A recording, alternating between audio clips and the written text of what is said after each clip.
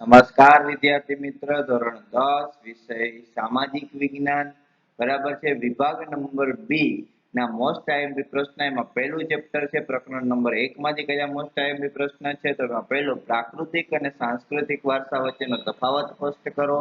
બીજો પ્રશ્ન, ભારતની પ્રાચીનતમ પ્રજા તરીકે આર્ય પ્રજાનો પરિચય આપો. ત્રીજું, ભારતના સાંસ્કૃતિક વારસામાં કઈ કઈ બાબતોનો સમાવેશ થાય છે?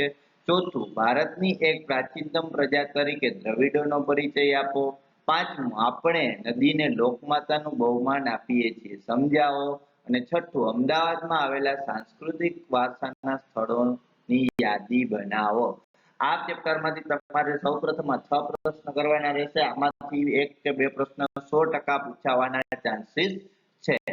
એના પછી આપણે જોવાનું છે બીજું ચેપ્ટર, લોથલના કારીગરો ના ધાતુઓમાંથી શું બનાવતા હોવાનું મનાય છે? સંગીત રત્નકારોનો પરિચય આપો. ભારતની એક પ્રાચીનતમ કલા તરીકે ચિત્રકલાનો પરિચય આપો. ભારતની એક કલા તરીકે ચર્મ ઉદ્યોગનો પરિચય આપો. ગુજરાતમાં ગરબા અને ગરબી વિશે સમજાવો. જળતર કલા વિશે ટૂંકમાં પરિચય આપો. આમાંથી પણ છોકરાઓ તમે આ 6 પ્રશ્ન કરશો બીજા ચેપ્ટરમાંથી, આમાંથી પણ એક કે બે પ્રશ્ન પૂછાવાના પૂરેપૂરા ચાન્સ રહેશે. એના પછી આપણે પ્રકરણ નંબર 6 આવી ગયા છે, કુતુબ મિનાર વિશે નોંધ લખો.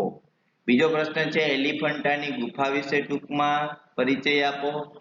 ત્રીજો પ્રશ્ન છે, ઇલ્લોરાના કૈલાસ મંદિરનો ટૂંકમાં પરિચય આપો. ચોથો પ્રશ્ન છે, ખજુરાના મંદિર વિશે માહિતી આપો. પાંચમો પ્રશ્ન છે, તાજમહેલ વિશે ટૂંક નોંધ લખો. અને છેલ્લો અને છઠ્ઠો પ્રશ્ન, ફતેપુર સિક્રીનો પરિચય આપો. તો આમાંથી આ 6 પ્રશ્ન પૂછાઈ શકે એવા છે. એના પછી આપણે છોકરાઓ પ્રકરણ નંબર 9 ઉપર આવીએ છીએ. 9 માં જૈવારક્ષિત ક્ષેત્ર એટલે શું? આઈએમપી પ્રશ્ન કહી શકાય. પછી બીજો, જંગલના વિનાશના કારણો જણાવો. આ પણ આઈએમપી પ્રશ્ન કહી શકાય. વન્યજીવન સંરક્ષણ માટેના ઉપાય જણાવો. પ્રશ્ન નંબર 3. પ્રશ્ન નંબર 4, ભારતમાં લુપ્ત થતા વન્યજીવોની ટૂંકમાં માહિતી આપો. આ પણ આઈએમપી પ્રશ્નમાંનો એક છે. પાંચમો પ્રશ્ન, વહીવટી દ્રષ્ટિએ બરાબર છે, વહીવટી દ્રષ્ટિ છે અહીંયા બરાબર, જંગલના પ્રકાર જણાવી તેનું વર્ણન કરો. અને છઠ્ઠો, સંકલ્પનાઓ બરાબર છે, રાજ્યની માલિકીના જંગલો અને ખાનગી જંગલો, આ બેની આમ સંકલ્પના એટલે છોકરાઓ વ્યાખ્યા થાય. અહીંયા તમારે એ બેની વ્યાખ્યા લખવાની રહેશે. આ તમે 6 પ્રશ્નમાંથી કરશો એટલે વાંધો તમને આવશે નહીં. સૌપ્રથમ તમારે આ પ્રશ્ન કરવાના રહેશે. પછી પ્રશ્ન નંબર છે 12, તાંબાના ગુણધર્મ અને ઉપયોગ લખો. આઈએમપી પ્રશ્ન છે બરાબર છે, ખાસ જોજો આઈએમપી પ્રશ્ન છે. ભારતના કયા કયા રાજ્યમાંથી કોલસા મળે છે? બરાબર છે. ત્રીજો પ્રશ્ન, આધુનિક યુગને ખનિજ યુગ શા માટે કહેવાય છે? આ પ્રશ્ન પણ આપણા માટે મોસ્ટ આઈએમપી છે. ચોથો, ચૂનાના પથ્થરના ઉપયોગ લખો. પાંચમો, કોલસાના ઉપયોગ જણાવો. છઠ્ઠો, કોલસાના પ્રકાર જણાવી તેમાં મુખ્ય પ્રાપ્તિ સ્થાનો કયા સમજાવો. આ પણ મોસ્ટ આઈએમપી પ્રશ્ન છે બરાબર. સાતમો, ભારતમાં મેંગેનીઝ કયા કયા રાજ્યમાં ઉપલબ્ધ છે?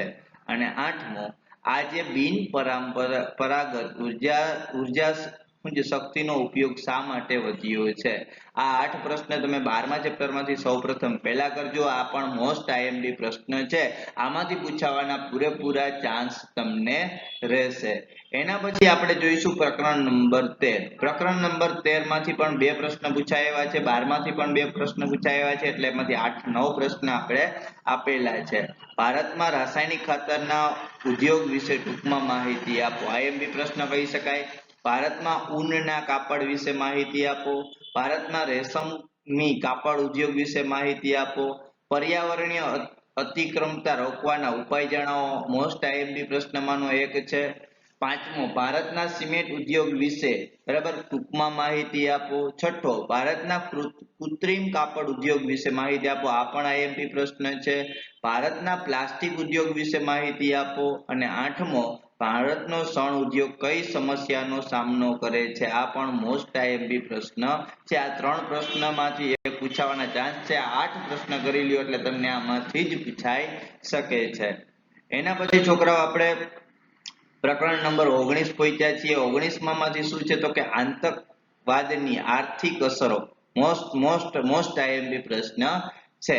ટૂંકનો જ લખો સાંપ્રદાયિકતા, બરાબર, સાંપ્રદાયિકતા વિશે ટૂંકમાં માહિતી આપવાની છે. એના પછી આ આતંકવાદ અને બળવાખોરી વચ્ચેનો તફાવત સમજાવો, આ પણ મોસ્ટ આઈએમપી પ્રશ્ન છે, બરાબર છે. પછી તમારે ચોથામાંથી જોવાનું છે ભારતના બંધારણમાં અનુસૂચિત જાતિ માટે કઈ કઈ જોગવાઈઓ છે.